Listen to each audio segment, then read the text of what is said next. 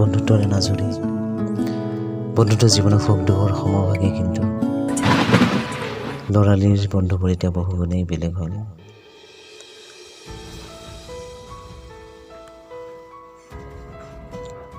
মাত্ৰ কেইবছৰমান আগৰ কথা ভাবিলেই মোৰ কিবা আচৰিত যেনেই লাগে। তাহানিৰ সেই ধেমালিবোৰ যেন এতিয়া কাহিনীৰ দৰে হ'ল, আৰু বন্ধুত্বৰ দূৰত্ব যেন সীমাহীন হ'ল।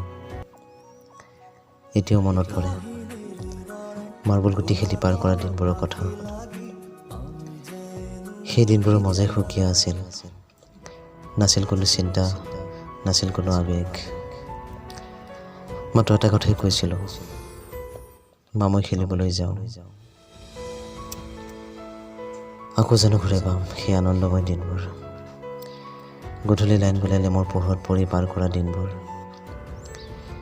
সেই সময়ত কিতাপ পঢ়াটো বৰ অসহ্যকৰ কাম আছিল।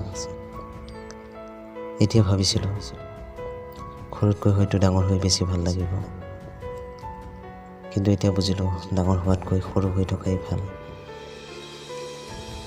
নাথাকে কোনো চিন্তা, জেদ ভাৱ, কুচিত মন, নিজ মানসিকতা।